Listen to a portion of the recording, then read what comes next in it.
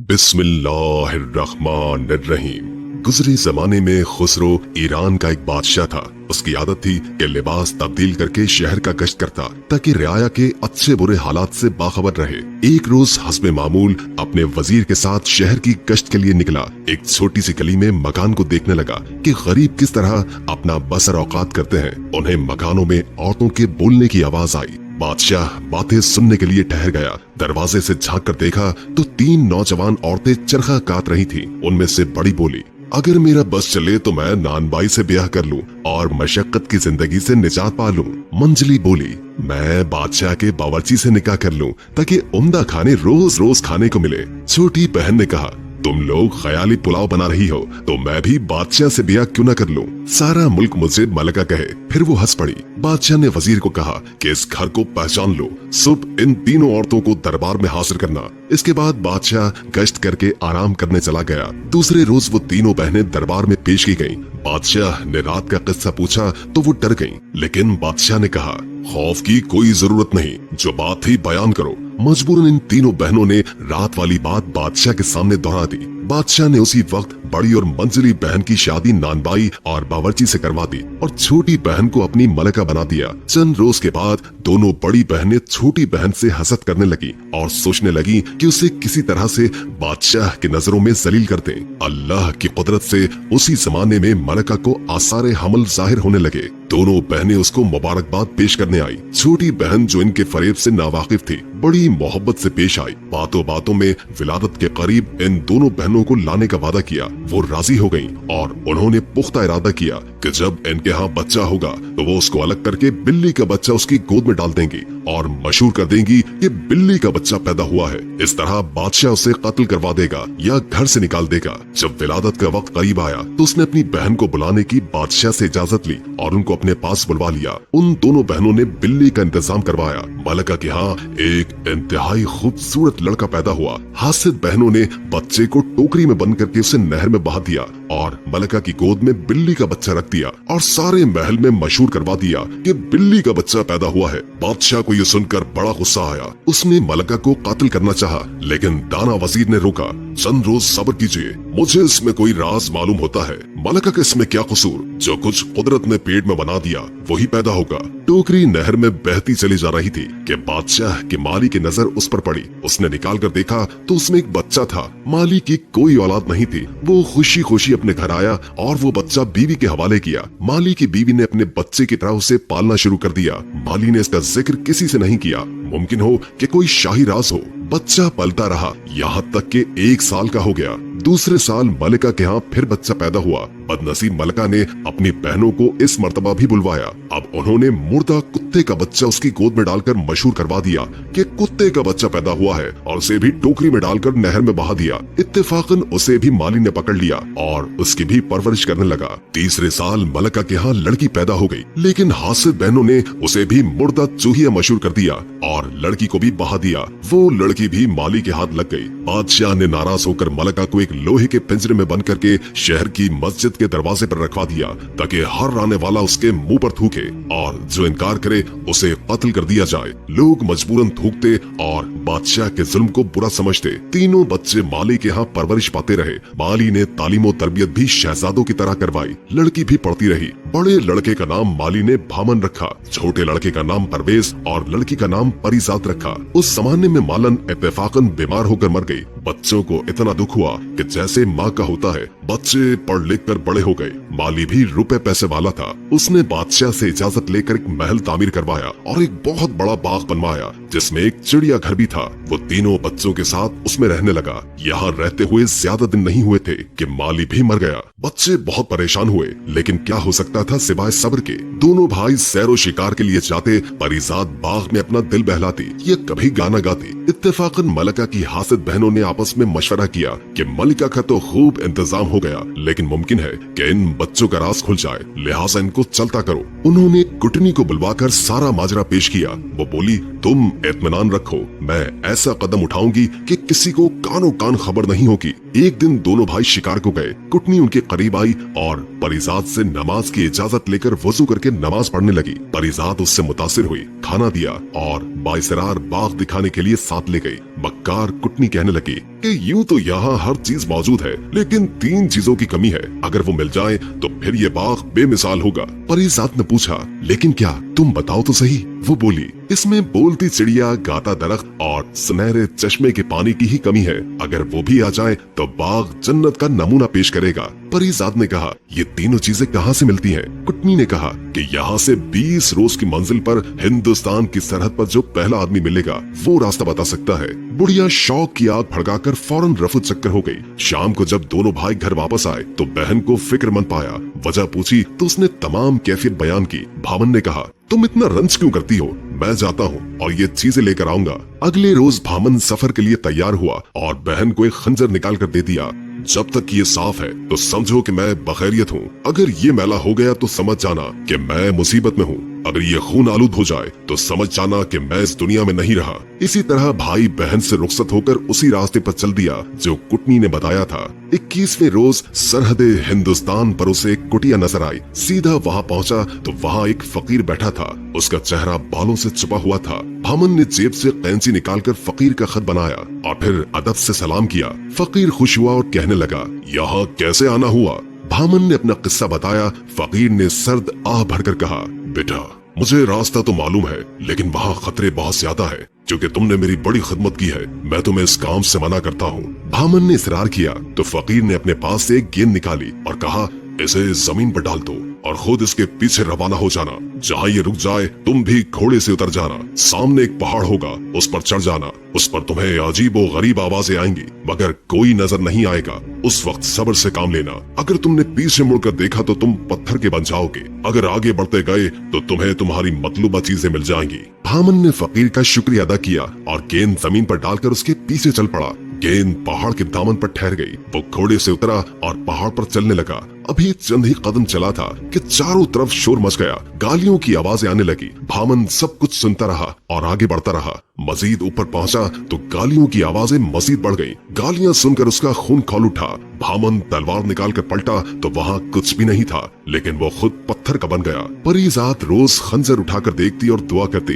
एक दिन उसकी तबीयत उदास थी। उसने खंजर उठाकर देखा तो वो चमक रहा था। शाम हो गई लेकिन उसकी परेशानी दूर न हुई। परवेज बाहर आया तो कहने लगा, परिजात, जरा भाई का खंजर ले आना। परिजात खंजर लाई तो वो बिल्कुल स्याह हो चुका था। ये देखकर वो रोने लगी। परवेज बड़ा परेशान हुआ और परिजात से कहा कि मैं भाई की तलाश में जा रहा हूँ। परिजात बोली, मैं अकेली कैसे रहूंगी? वो बोला, मैं तुम्हें खुदा के सुपुर्द करके जा रहा हूँ, लेकिन अगर भामन को इस हाल में छोड़ दिया तो सोचो उसका क्या हाल होगा। इसके बाद वो दोनों गले लगकर रो पड़े। परवेज ने अपने गले से मोतियों की माला निकालकर बहन को दे दिया और कहा कि जब तक ये ठीक रहे समझ जाना कि मैं ठीक हूँ, और जब मोतियां आपस में जुड़ जाए तो मेरी मौत का दिन होगा। परिजात ने हार गले में पहन लिया और कहा कि जाओ, मैं तुम्हें खुदा के सुपुर्द करती हूँ। परवेज 20 रोज सफर करने के बाद 21वें रोज उसी फकीर की कुटिया में पहुंचा और वही बातें दोहराई। फकीर ने समझाया, बेटा, क्यों अपनी जान खतरे में डालता है? चंद रोज पहले तेरी ही शक्ल का नौजवान गया था,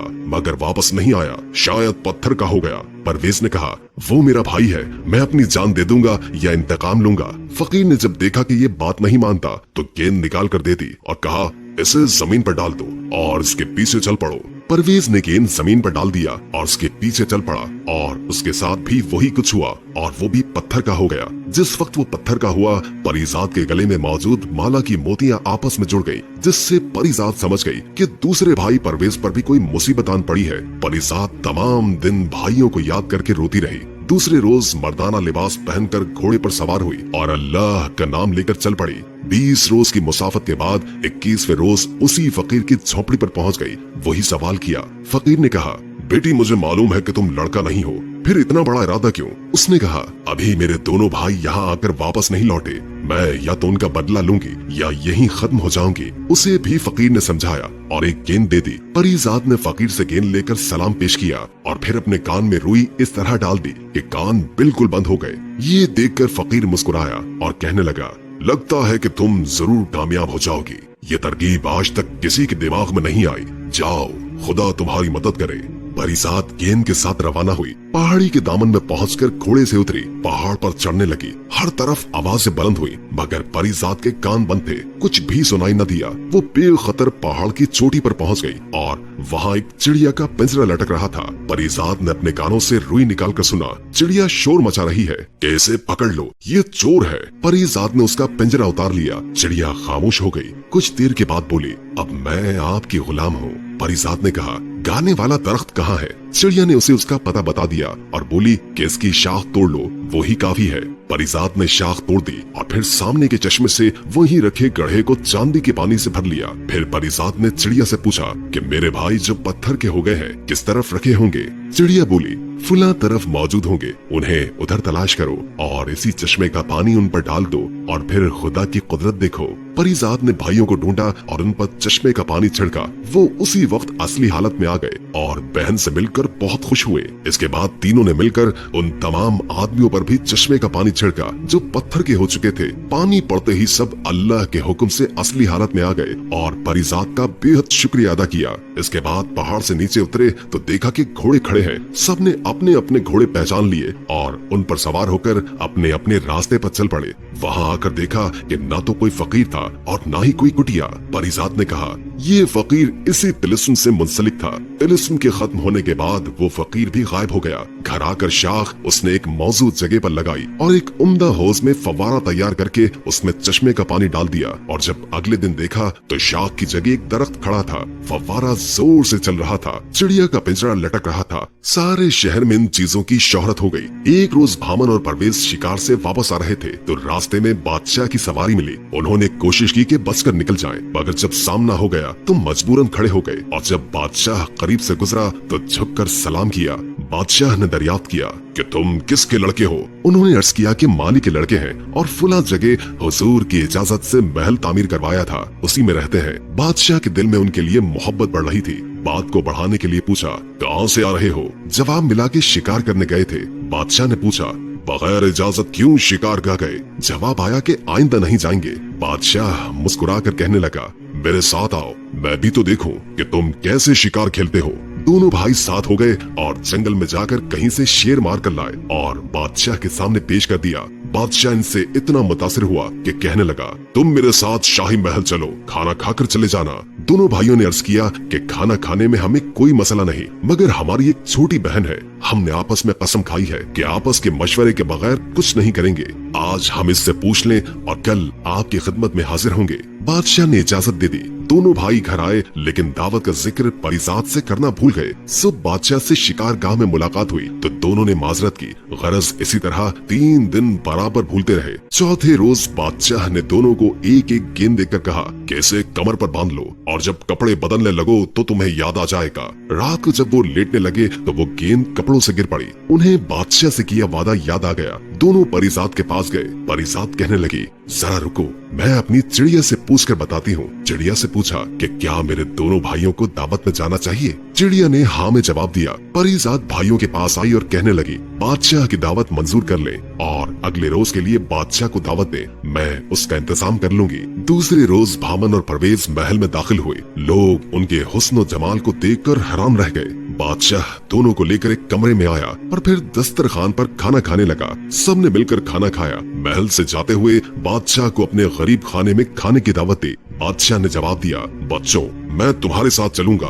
दोनों भाइयों ने घर आकर सारा किस्सा अपनी बहन को सुनाया। दूसरे रोज दोनों भाई तो शिकार पर चले गए और परीजात चिड़िया के पास आई और पूछा, बादशाह की हमारे घर में दावत है, किस किस्म का खाना पकाना चाहिए? चिड़िया ने कहा, अपने बावर्चियों से कहो कि अच्छा खाना बनाए, मगर मोतियों की खीर जरूर बनाना। परीजात ने कहा, इतने मोती कहाँ से आएंगे? चिड़िया बोली, बाग में फला दरख्त के नीचे खजाना है, जितने मोती चाहिए ले लो। परीजात ने खुद जाकर खोदा तो वहाँ लातादाद खजाना मौजूद था। उसने एक संदूकची मोतियों की निकाली और बावर्ची को बुलवाकर मुख्तलिफ खाना पकाने का हुक्म दिया। उधर दोनों भाई बादशाह के साथ शिकार खेलते रहे और रात को बादशाह को अपना किया गया वादा याद दिलाया। बादशाह तैयार हो गया और सीधा इनके घर आया। परीजात ने अपनी कनीजों के साथ दरवाजे पर बादशाह का इस्तकबाल किया। बादशाह ने भी बेटियों की तरह परीजात को प्यार किया और फिर वो तीनों बादशाह को अपना बाग दिखाने चले गए। बादशाह जब खाना खाने लगा तो मोतियों की खीर देखकर हैरान रह गया। उसने कहा, ये कैसी खीर है, क्या मोती भी खा जाते हैं? भामन, परवेज और परिजात खामोश होकर चिड़िया की तरफ देखने लगे। चिड़िया ने बादशाह से मुखातिब होकर कहा, आप मोतियों की खीर देखकर हैरान तो हुए, लेकिन मैं आपसे पूछती हूँ कि जब आपके साथियों ने ये कहा कि मलका के यहाँ बिल्ली, कुत्ते और चूहिया पैदा हुई है, उस वक्त आपने ये ना सोचा कि इंसान के यहाँ जानवर कैसे पैदा हो सकते हैं? चिड़िया की बात सुनकर बादशाह हैरान रह गया और बोला, अगर तुम्हें राज की बातें पता है तो मुझे बताओ कि मामला क्या है। चिड़िया बोली, मलका की बड़ी बहनें जिनका निकाह आपने उनकी मर्जी से करवाया था, अपनी छोटी बहन से हसद करने लगी थी। चुनाचे उन्होंने पहली और दूसरी बार के पैदा हुए लड़कों को टोकरी में डालकर नहर में बहा दिया और मशहूर कर दिया कि बिल्ली और कुत्ते के बच्चे पैदा हुए हैं। तीसरी बार बेटी पैदा हुई और उसको भी उसी तरह नहर में बहा दिया और आपको कहा कि मुर्दा चूहिया पैदा हुई है, लेकिन खुदा के हुक्म से वो तीनों बच्चे माली के हाथ लगे हैं। उसने उनकी खूब परवरिश की, तालीम और तरबियत दी और अब आपके सामने बैठे हैं। ये सुनकर बादशाह अपने तीनों बच्चों को गले लगाकर बेहद रोया और उनसे माफी मांगी और फिर तीनों बच्चों को लाकर जामा मस्जिद की सीढ़ियों तक पहुंचा दिया और पिंजरा खुलवाकर मलका के कदमों में जाकर गिर गया और सारा किस्सा सुनाकर माफी मांगी। मलका भी रोने लगी। इसके बाद तीनों बच्चों को देर तक प्यार करती रही। बादशाह ने मलका को हम्माम में भेजा ताकि लिबास तब्दील करे और उनकी हासिद बहनों को बुलवाकर उसी वक्त कत्ल करवा दिया। मलका हम्माम से फारिग होकर आ गई। उसी वक्त सबने मिलकर खाना खाया। दूसरे रोज बादशाह ने जश्न आम का ऐलान कर दिया। तीनों बच्चे नए महल में आ गए। बादशाह ने इसके बाद एक अरसे तक निहायत अदल व इंसाफ से